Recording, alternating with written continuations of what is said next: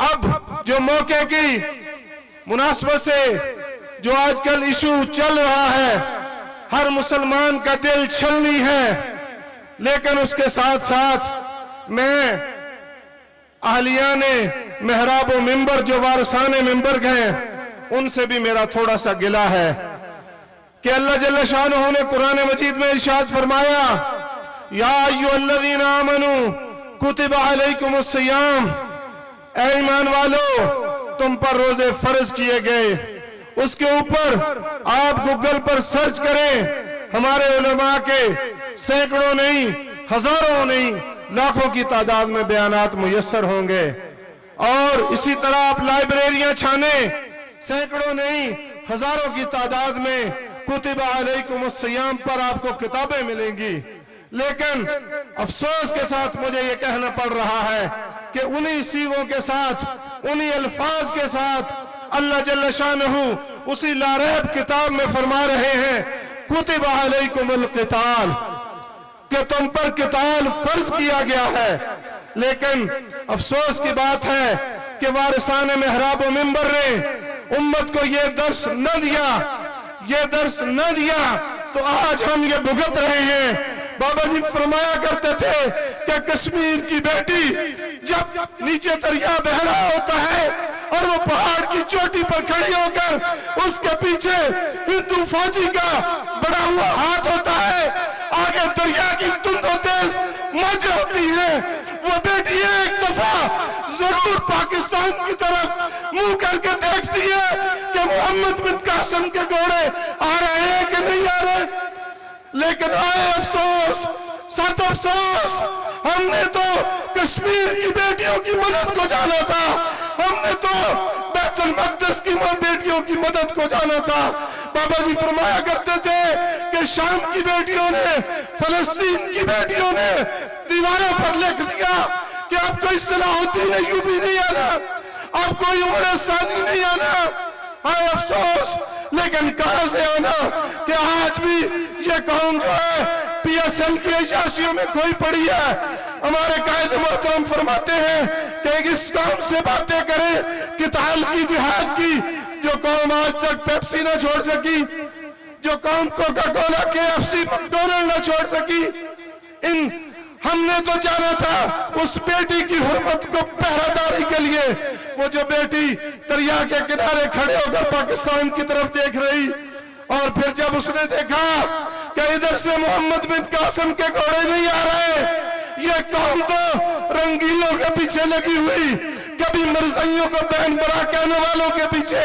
اور کبھی ان کے پیچھے جو ایاک نعبد و ایاک نستعین کے بعد جن پاگلوں کو یہ نہیں پتا کہ ایاک نعبد و ایاک نستعین کے بعد اہدنا الصراط المستقیم آتا ہے، لیکن ان کے جلسے میں نچنے کو جی کرتا ہوتا ہے۔ قوم ان کے پیچھے لگی ہوئی ہے، قوم ایسے رنگیلوں کے پیچھے لگی ہوئی ہے، لیکن دونوں ہاتھوں سے سلام ہے 275 ریبے والوں کو، آپ کو سلام ہے، لبیک کے مجاہدوں کو سلام ہے کہ جب جب پکارا قبلہ امیر المجاہدین نے، کہ ہمارے قائد محترم نے، تحریک کی قیادت نے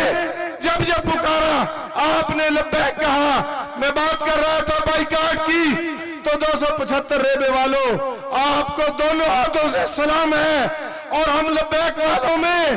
ایک یہ بھی رواج ہے، ہمیں قبلہ امیر المجاہدین بتا کر گئے ہیں کہ آپ کے گھر میں خوشی ہو،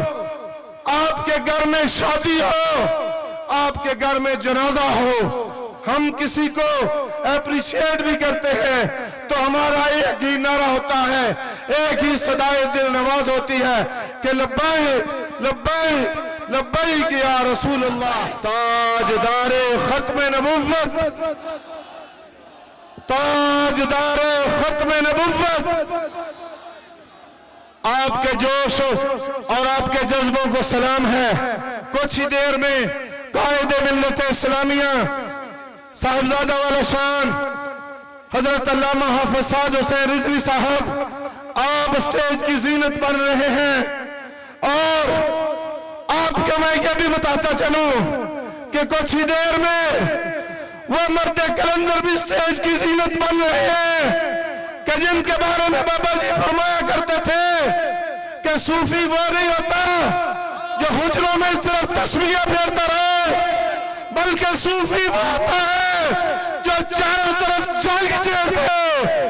آپ کو مبارک ہو کہ کچھ ہی دیر میں وہ مرد کلندر بھی سٹیج کی زینت پر رہے ہیں انشاءاللہ۔ تو میں بات کر رہا تھا، احباب سے گزارش ہے کہ منتظمین کے ساتھ تعاون کریں۔ آپ کی محبتوں کو سلام ہے، لیکن اگر آپ ایسے کریں گے تو سارا پروگرام پہلے خراب ہو جائے گا۔ یہ سارے احباب پیچھے چلے جائیں، مہربانی آپ کی، قناعت سے پیچھے جائیں۔ اگر آپ لوگ ڈسپلن کے ساتھ، آج میں ایک بات یہ بھی آپ کے سامنے کروں کہ آپ تحریک لبیک کے وہ سرمایہ ہیں کہ جن کے اوپر حضور صاحبزادہ والا شانی نہیں، قبلہ بابا جی بھی مینار پاکستان میں بیٹھ کر فخر کیا کرتے تھے کہ کسی کے پاس ایسے کارکن ہیں تو لائے سامنے۔